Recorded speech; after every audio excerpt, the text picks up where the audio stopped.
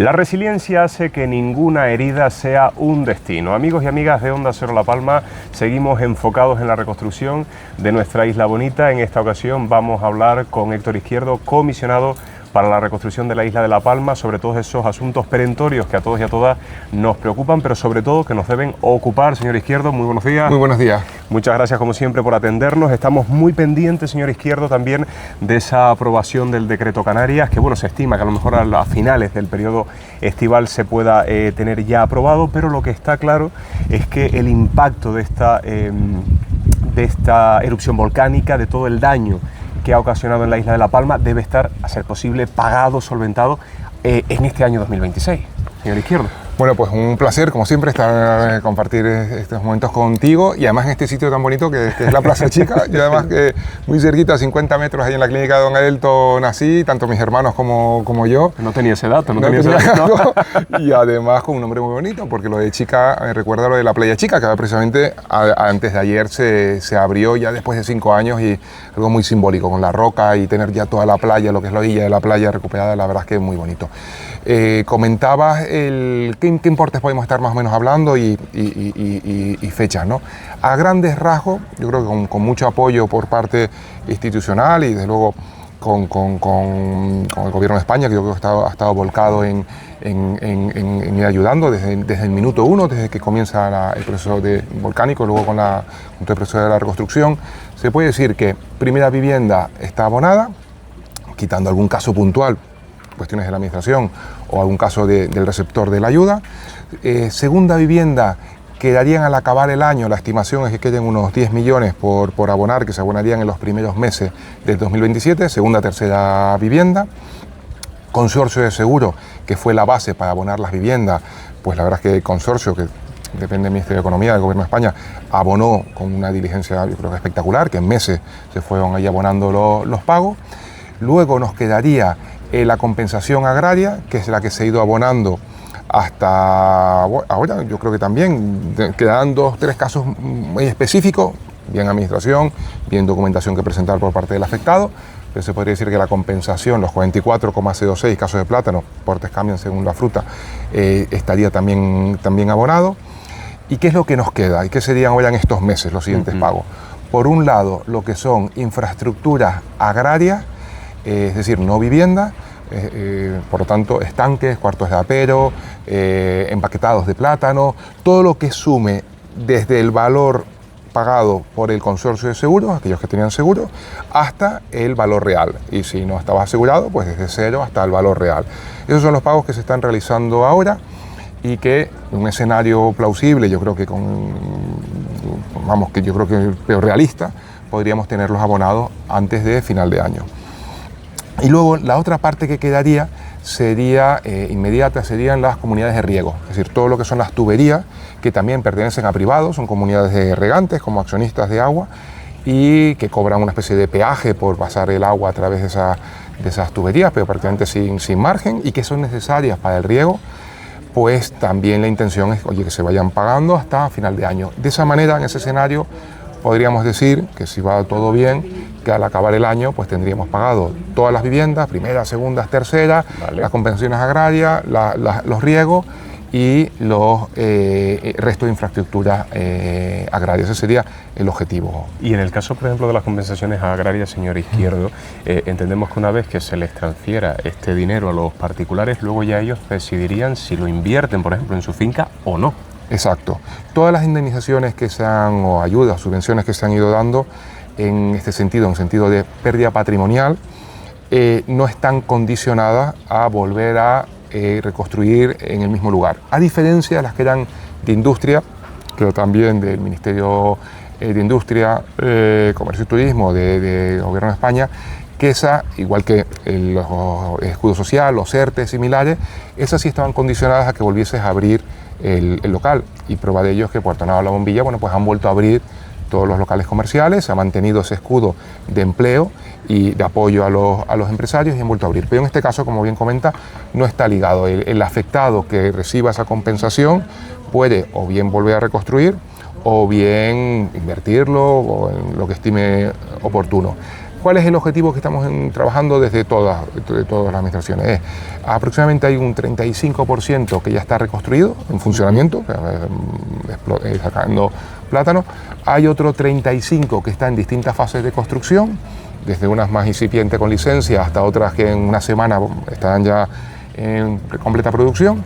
Y entonces nos quedaría un 30%. Ese 30% serían receptores de la ayuda, pero que no van a invertir, principalmente por relevo generacional y también porque todo lo que podemos hacer desde las administraciones, por ejemplo temas de riego, facilitarán que empiecen a entrar a producir y que ese 30 que nos quede, pues que sea un 20 o que sea un 15 y que en el corto plazo pues podamos llegar lo máximo posible de fincas reconstruidas. Son tantos los temas, desde luego, que tenemos para tratar con usted, señor Izquierdo, que esperemos que nos dé el tiempo de la entrevista para poder abordarlos. Pero mire, también recientemente creo que se ha reunido usted con ACEPALMA.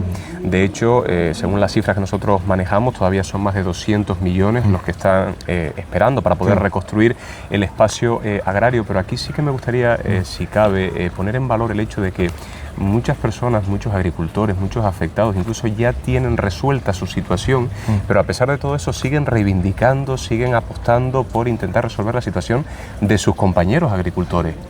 Totalmente de acuerdo, además muy bonito. Tuvimos una reunión en Madrid, el Ministerio de Política Territorial, donde estaba el Gobierno de España, estaba el Gobierno de Canarias y estaban los representantes agrarios de ACEPALMA. Y dentro de ellos, pues personas de Ecovalle, bueno, distintas cooperativas. Muy bonito ver cómo, bien comenta, agricultores que lo tienen resuelto, que están en ese 35%, que ya tienen su finca funcionando al 100%, peleaban, vamos, como nunca, como nadie, como España en el Mundial, para conseguir que el resto de afectados, ese 30%, entrase y tuviese las ayudas y pudiesen estar en una situación cómoda para poder, o lo más posible, lo más cómodamente posible que se pueda conseguir, para poder, porque es un esfuerzo titánico y heroico, para mí son héroes, son una agricultura heroica, de poner esas fincas en funcionamiento. Y yo creo que la reunión fue un éxito porque tenía pues todas las partes involucradas, tenías Ministerio de Política Territorial, tenías Ministerio de Agricultura, tenías Ministerio de Hacienda, y bueno, pues estar todos, y por supuesto la Consejería de Presidencia del Gobierno de Canarias, la Consejería de Agricultura del Gobierno de Canarias, y luego tenías los representantes agrarios. Trabajando juntos es como salen las cosas, y ahora que salía el símil futbolístico del Mundial, pues un poco igual, o sea, ahí no hay jugadores del Bilbao, del Barcelona, de la Real Sociedad, del Real Madrid, hay jugadores de que visten la camiseta española y luchan juntos, y ahí no hay situaciones de, no, yo a este no le paso el balón porque este es del Barça y yo soy del Bilbao. No, aquí luchamos todos juntos, ¿no? Todos a una.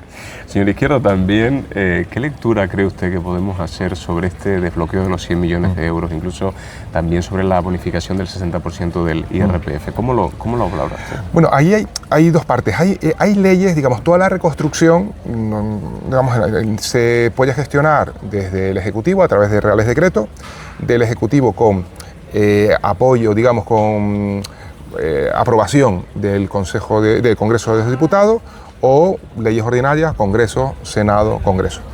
Una emergencia, sobre todo por rapidez, por inmediatez y bueno, por decisiones, además de lo que puede haber de escenario de aritméticas políticas, bueno, se decidió, y es lo normal, hacerlo desde el Ejecutivo. Todas las leyes que ha habido de La Palma se han hecho desde el Ejecutivo, o sea, la participación del Congreso ha sido solo ratificar y no han llegado, por decir, normativa al Senado. Ahora, ¿qué ocurre? Que en el caso del 60% que comenta, sí es una normativa que tiene que llegar al Congreso, tiene que ratificarse porque es legislación básica. La legislación básica son como las leyes claves nacionales, pues la ley de suelo, la ley de expropiación forzosa, la ley de seguro y la ley del IRPF, que al fin y al cabo es el primer elemento de recaudación en España, mucha diferencia frente a impuestos de sociedades o frente al IVA o IGIT en nuestro caso. Por lo tanto, tiene que pasar por el Congreso, pero el esfuerzo y el compromiso del Gobierno es llevarlo a cabo, y aquí sí les pediría como credibilidad en el sentido de que ya se ha ido abonando durante 4 años, 22, 23, 24, 25, por lo tanto saldrá, yo estoy convencido que saldrá en el 2026. Fíjese usted que también traíamos preparado el tema del TMT, del telescopio de 30 metros, porque, bueno, parece que ya el Cabildo, según nos trasladan fuentes oficiales institucionales, ha cerrado su papel en este sentido. Han agradecido, por supuesto, ese paquete, tengo aquí apuntado, más de 1.000 millones de euros al Ministerio de Ciencia, al Banco Europeo de Inversiones, el Instituto de Créditos Oficial, pero también han dicho que desde el Cabildo ya se ha hecho todo lo posible por traer este telescopio aquí a la isla de La Palma y que ya es cuestión, o sea, que depende de su consorcio. ¿Cuán optimista se muestra usted a la hora de visualizar ese TMT en el Roque de los Muchachos? Bueno, es un consorcio. En ese consorcio los accionistas, por así decirlo, los miembros del consorcio, está Estados Unidos, que es el principal, es el que tiene, digamos, casi, bueno, por supuesto tiene la llave, porque tiene la mayoría, a través de la National Science Foundation, que es el organismo científico que presenta en ese consorcio. Luego tienes a Canadá, tienes India, tienes Japón, tienes China, pero lo importante en este caso es Estados Unidos. Es la decisión. Obviamente Estados Unidos tiene esa opción de hacerlo en Hawái, pero sin perjuicios de aspectos locales. En La Palma sí hay muchísimo apoyo, y de España siempre en cuanto a licencia, apoyo vecinal, etcétera, que es una ventaja frente a Hawái, donde ha habido más oposición vecinal por parte de los vecinos del archipiélago Pacífico. Pero aquí, al final, en esa balanza, tienes que intentar desnivelarla, porque obviamente pues Estados Unidos pues intentará que sea en su territorio, igual que nosotros queremos que sea en el nuestro. ¿Y cómo se está intentando desbalancear? Pues con una aportación económica. Pero es una aportación muy relevante. Para que nos hagamos una idea, estamos hablando de un proyecto que supera los 3.000 millones de euros, pero claro, si esos 3.000 millones, superior a 3.000 millones de euros, 3.500, depende un poquito, si esa cantidad, pues ya tenemos 400 que da el Gobierno de España, a través del Ministerio de Ciencia, 600 que se consiguen a través del Banco de Desarrollo de Inversiones, vendría a ser pues el canal que tiene la Unión Europea para proyectos a largo plazo, muy a largo plazo, con tipos mínimos, y lo que quieres intentar desarrollar en campos como este caso, como la ciencia, 600 millones, ya sumamos 1.000. Y luego hay otra parte importante, que es el coste. El coste en Hawái es más caro que el coste en La Palma. Es un dato que no suele salir, pero ahí estaríamos hablando de unos 400 millones de diferencia, por distintas razones, porque por lejanía, por comunicación, incluso por altitud de la zona donde está donde sería la opción, digamos, de Hawái. Pues claro, si sumamos 600 más 400 más otros 400, hombre, ya la balanza yo creo que está en una situación que desde luego no se puede decir que no se pueda ayudar más, porque si no sale ya no será por una cuestión económica, ¿no? En su momento, siendo este mismo gobierno, pero siendo Pedro Duque, ministro de Ciencias, se hizo una oferta de 250. Ahí eran 250 más los 400, digamos, de coste, incluso menos por la inflación que ha subido en estos años, y no desbalanceó. En ese caso, incluso con 250 más los 400 de ahorro, digamos, con 650 no se desbalanceó, pero ahora estamos hablando de 1.400. Oye, 1.400 sobre un proyecto de, no sé, 3.500, 3.600. Bueno, yo creo que el esfuerzo es importante, y luego tenemos un factor último que sería el tiempo. El tiempo va a nuestro favor. ¿Por qué? Porque hay mucha tecnología que ya se ha realizado para construir el telescopio, específico ad hoc para el TMT, como todos se vuelven obsoletos, y si no se aplica, pues esa inversión y esos costes que ha tenido ese consorcio, pues no los vas a llevar a pérdida, o sea, tienes que plasmarlo, y eso hace que haya que elegir una opción próximamente, y elegir la opción, ese factor tiempo, frente a una oferta tan atractiva, yo creo que nos beneficia. Yo cruzo los dedos, y también antes comenté el Ministerio de Ciencia, pero son muchos los ministerios. Yo recuerdo tener una reunión con Valentín, el director del Instituto de Astrofísica de Canarias, que ha estado volcadísimo, como en su momento también estuvo Rafael Rebolo anterior, en Estados Unidos, en Washington, pues, y ahí tenías el Ministerio de Exteriores, tenías el Ministerio de Economía a través de la Secretaría de Estado de Comercio, para hacer esa labor de ayuda de lo que el Estado español en Estados Unidos pudiese hacer y ayudar.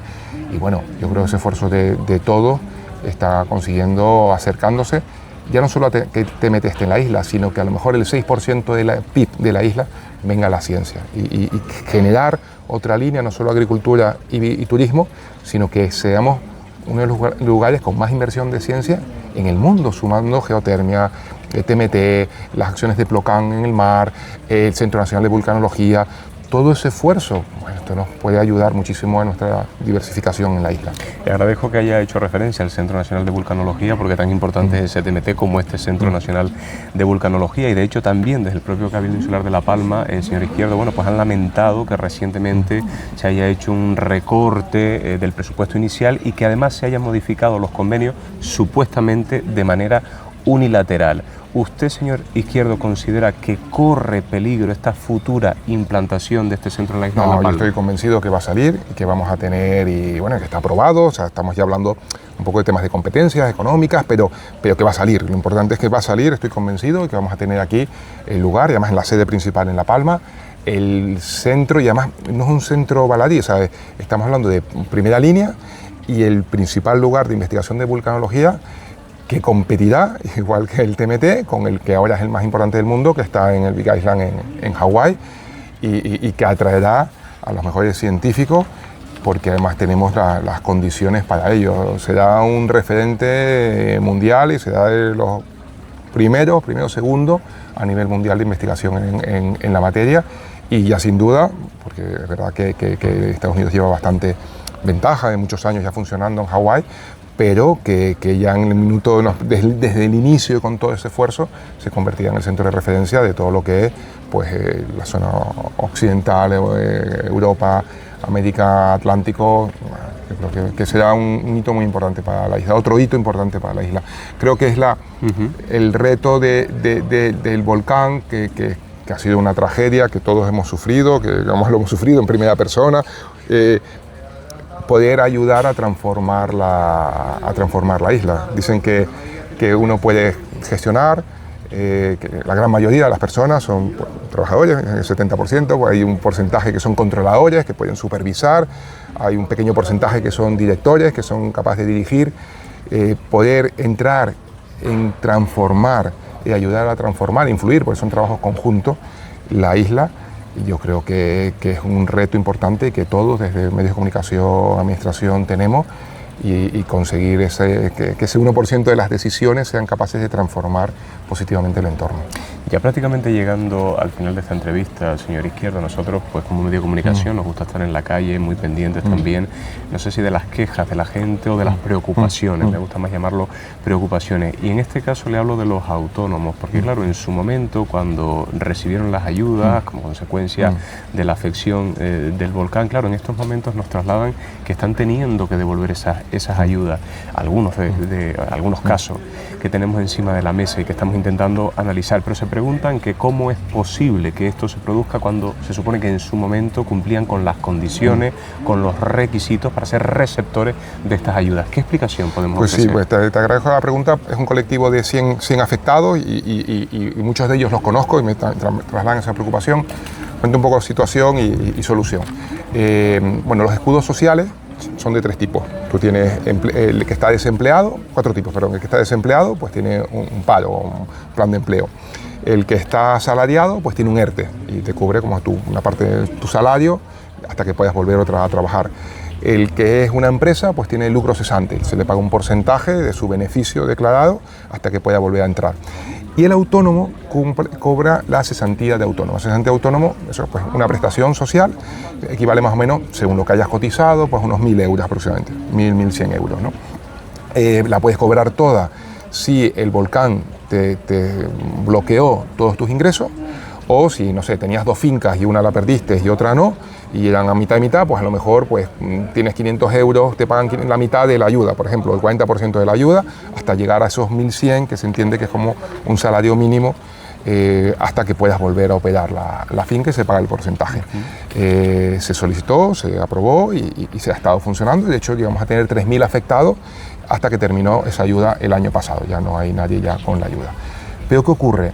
Que esos ingresos tenías que estar por debajo de su umbral, ¿no? Tenías que estar pues, por debajo de los 1.100 euros y se te pagaba lo que quedaba o todo si estabas por debajo. Llega el POSEI. Claro, el POSEI es una ayuda que viene de Europa, es una ayuda retroactiva, es una ayuda complicada que se tiene que negociar todos los años, que nunca sabes exactamente qué cantidad te va a llegar en función de las negociaciones, de los precios, y se consigue desbloquear, se aprueba en Bruselas, se abona al afectado, pero se abona retroactivamente. Dice, oye, el POSEI del 22, el POSEI del 23, el POSEI del 24, y ahora vamos a negociar el 25, 26, 27. Entonces, claro, cuando entra esto en tu base imponible, esos años superas el umbral y ya estás por encima de la ayuda. Entonces, claro, llegan, tal como está la ley, para todos, nacional y para todo tipo de escudos sociales, se dicen, oiga, que usted, sumando el POSEI, me inventó el dato, ha cobrado 2.000 euros ese mes del 23. Bueno, con 2.000 euros estaba por encima, tiene que devolver pues los 500, entre 500 a 1.000, por ejemplo, ¿no? Tiene que devolver esa cantidad, tal como está establecido. Y eso, pues las mutuas están aplicando la norma, están aplicando la ley. Están intentando no cobrarla. Yo hasta donde llego, me están mandando las cartas, los requerimientos, porque si no sería un incumplimiento, y Seguridad Social se lo está indicando, si no sería una prevaricación por omisión, y están cumpliendo para que se les mande las cartas. Pero en paralelo no están, hasta donde llego, digamos, cobrando, sino un poco ganando tiempo, a ver si a la expectativa de que podamos cambiar la normativa. Cambiar la normativa es básicamente, pero claro, es una normativa de rango de ley, o sea, tendría que ser como el IRPF, tendría que ser una norma que pase por el Congreso, para ratificarlo. Y básicamente la normativa es un artículo, es una modificación de una disposición adicional del primer Real Decreto Ley que se hizo con el volcán. Esto viene justo a la semana de inicio del volcán, y lo que hace es no sumar digamos, como en la base imponible, los ingresos del POSEI. Al no sumarlo, ya no superarías el umbral y no habría que devolver la ayuda. Eso es lo que estamos trabajando para poder modificar la norma y evitar que ningún afectado tenga que devolver dinero, porque claro, ya han pasado años y ese dinero pues han sufrido el volcán y lo han ejecutado, y ahora pedirle a alguien pues esa devolución. Estamos hablando de 100 afectados y una media de 15.000 euros, es decir, un total de 1,5 millones de euros. Y la media pues depende del tiempo de cuando el afectado puso en explotación la finca. A lo mejor estuvo 6 meses y ya empezó a trabajarlo, a lo mejor estuvo 3 años, bueno, pues depende un poquito de la fecha. Pero vamos, se está trabajando en ello, se ha redactado y bueno, el objetivo es que podamos intentar solventar esta situación. Queda por lo tanto recogida esta información, grabada esta explicación, señor Izquierdo, pero no nos vamos a despedir sin preguntarle nuevamente por Portonajo, aprovechando que al principio de esta entrevista hacía usted referencia a la reapertura de la playa Chica, porque concretamente le queríamos preguntar por el tema de la despresurización del terreno, porque tengo entendido que también lo que se pretende es replicarlo a la bombilla. ¿Qué pasos se han dado hasta el momento? Pues mira, se hizo a nivel experimental, y de hecho toda esa reconstrucción de Portonajo a la bombilla a nivel de gases ha sido todo nuevo, o sea, todas las pinturas, los medidores, todos los sistemas, las cámaras para detectar CO2, todo. Y hay un sistema que sacó el Instituto de Ciencias de la Construcción, Eduardo Torroja, que depende del CSIC, del Gobierno de España, y lo que hacen es despresurizar, captar CO2 en un radio en torno a unos 75 metros alrededor, 50 realmente son donde es realmente efectivo, y canalizar ese CO2 y llevarlo a un espacio seguro. Como funciona, y eso nos ha permitido recuperar muchas viviendas, ahora el IGN, que es el Ministerio de Transporte, ha sacado un concurso para que adjudicar pues unos estudios de vivienda que incluyan otras dos perforaciones. Entonces tenemos otros 2 radios de 75 metros para poderlos también extraer. Esto debería estar adjudicado el concurso en septiembre, a finales de septiembre, y a partir de ahí lo que tarde el contratista adjudicatario de hacer el proyecto. Lo bueno es que el proyecto funciona, o sea, realmente es replicar algo en otra zona. El suelo es muy poroso en La Palma, y en concreto en la zona de Portonajo. Entonces, si eso funciona, pues sacamos otros 2 radios, con lo que esperamos que esos 2, más un proyecto que se lleva a cabo el Cabildo, que empezaría simultáneo, que son unos tubos horizontales, en este caso son verticales, horizontales, para extraer el CO2. El que tenemos, más el del Cabildo, más estos 2, 4 tubos, se conectarían, y a partir de ahí, pues lo mismo, ya sería un volumen mayor. Cuenta que el que funciona sale a 500.000 ppm, es decir, la mitad sale CO2. Y extraerlo y llevarlo a un entorno que sea seguro, y eso mismo aplicarlo en el caso de la bombilla. El objetivo es recuperar todas las viviendas y que todo el mundo pueda volverlo. Llevamos un grado de avance, cuando se termino, hay prácticamente unas 1.350 viviendas, hay que sumarle 150 de la bombilla. Si sumamos más o menos unas 3 camas por vivienda, 3-4 camas por vivienda, porque en el empadronamiento, sabes que no siempre coincide en el municipio, en el pueblo en el que está, pues 1.500 por 4 camas, más un hotel de 1.100 camas, más los negocios que que hay allí, y por no hablar de toda la zona platanera importante de La Soya, pues podría ser el quinto municipio de La Palma, o sea, el volumen. O sea, que no nos damos cuenta porque asociamos otros municipios donde está el territorio muy disperso y donde hay mucha vivienda a lo mejor vacía, está más disperso, y sin embargo aquí está muy concentrado. Pero de verdad que en volumen podríamos estar hablando del quinto municipio de La Palma, y si fuese un municipio, y con una producción económica muy relevante. Y además, si eso no existiese, si se hubiese cerrado por tener la bombilla, La Palma quedaría sesgada, se conocería como esa isla donde hay una zona cerrada, donde hay gases, donde es peligroso. Ya vamos a conseguir que no se hable de eso, que hay un sitio relevante de turismo, que el propio hotel ha invertido 4,5 millones de su dinero para mejorarlo y pasar de un 4 a un 5 estrellas, y que además sea una isla de la ciencia, con ese TMT, con el Centro Nacional de Vulcanología y con la labor de Plocán del mar. Yo creo que eso es relevante. Pues, señor Izquierdo, a seguir trabajando en la línea de la recuperación, de la reconstrucción, y que bueno, que todos estos proyectos de los que hemos estado hablando sean una realidad en aras de, bueno, de una mejor isla de La Palma, para un mejor futuro también de todos los vecinos y vecinas que habitamos esta isla. Gracias por toda la información que ha compartido con nosotros, y yo sobre todo me voy a quedar con un dato, que usted nació en la clínica de Don Adel. Pues yo estoy muy orgulloso de ello, la verdad, y bautizado aquí en la iglesia, o sea que todo está en la misma Todo zona. queda en familia. Y aquí bautizado. Señor Izquierdo, muchas gracias. Muchísimas gracias. Un placer.